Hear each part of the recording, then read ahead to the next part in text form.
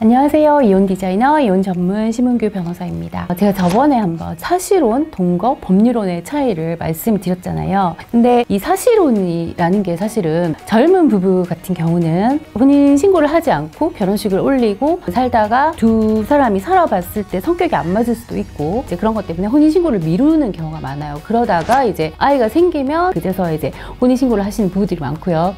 나이가 드신 분들 같은 경우에 사실혼 관계를 보면은 이혼을 하시고 재혼을 하시면서 혼인신고는 안 하고 사시는 분들이 또 의외로 많더라고요. 왜냐하면 각자 이제 자녀분들이 다 성장하고 사별을 하셨을 수도 있고 이혼하셨을 수도 있지만 이제 서로 이제 좋아서 만나셔가지고 이제 노년에 같이 부부로 사시는 경우에 굳이 법률적으로 이제 혼인신고를 해서 이 법적으로 얽히는 것을 좀 부담스러워 하시는 분들이 많아서 노년기에 이렇게 사실혼 관계를 유지하시는 분들 보면 혼인신고를 하지 않고 그냥 부부로 서로 의지하고 사시는 이러한 경우가 많은데 이제 젊은 부부들의 사실혼 같은 경우를 보면요. 대부분은 그냥 아이가 생기면 혼인신고를 하시거든요. 근데 문제는 이 사실혼 관계에서 이제 결혼을 하고 혼인신고 하기까지를 사실혼 관계로 본다면 이 사실혼이 만약에 단기간에 파탄이 났다. 결혼식을 올리고 막상 한두 달 살아보니까 너무 뭐 성격이 안 맞는다든지 사실 이런 경우들이 또 종종 있거든요. 근데 그럴 경우에 문제는 뭐냐면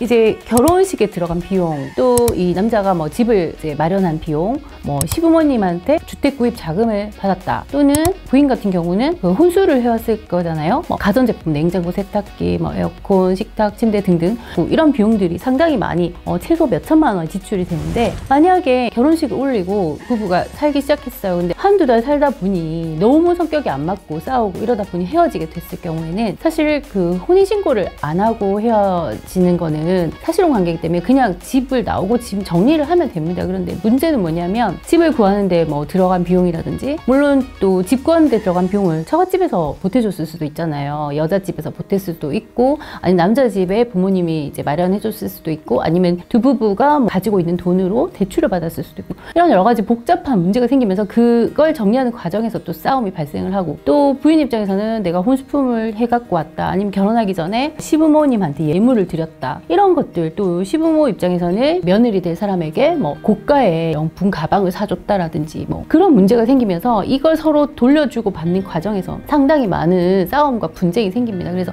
이런 경우에 이제 이걸 어떻게 해결할 것이냐. 우리나라 법원의 입장은 이제 사실혼이 단기간에 파탄이 된 경우에 부부가 각자 집을 구입한 비용이라든지 아니면 부인이 혼수나 가전제품, 가구나 이런 걸 해온 비용 그리고 또 이제 각각 부모님들한테 받은 돈 며느리 같으면 이제 고가의 가방이라든지 사위 같으면 시계 뭐 이런 것들 어떻게 돌려줄 것이냐에 대해서 이제 판단을 해주는 판례가 있습니다. 또 그리고 결혼식에 들어가는 비용 우리가 결혼식 하는데 상당히 많은 돈이 들잖아요. 그 비용들이 상당히 많이 드는데 많이 쓰시는 분들은 최소 몇 천만 원 쓰시잖아요. 그런 비용을 어떻게 이제 나눌 것이냐 어떻게 부담을 할 것이냐 이런 문제가 생깁니다. 그래서 이제 만약에 사실혼 이 관계가 파탄이 나서 단기간에 해소될 경우에 만약에 그 결혼식 비용을 지출한 사람이 있다면 만약에 상대방의 잘못으로 이 관계가 파탄이 났다면 그 사람한테 이 결혼식에 들어간 비용을 손해배상으로 청구할 수 있다 이런 판례가 있고요. 그리고 배우자가 부인이 결혼생활에 사용하기 위해서 가지고 온 가구, 뭐 식탁, 가전 등등 집안에 있는 물건들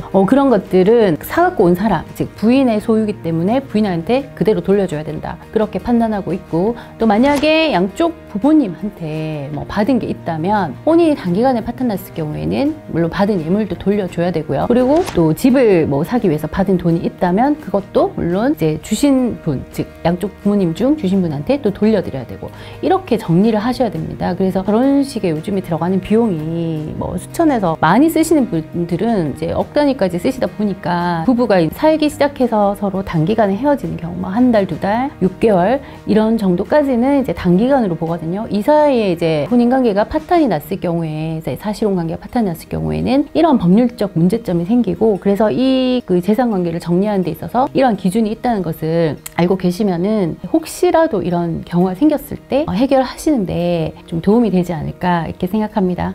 이 영상이 도움이 되셨다면 구독과 좋아요 부탁드립니다. 감사합니다.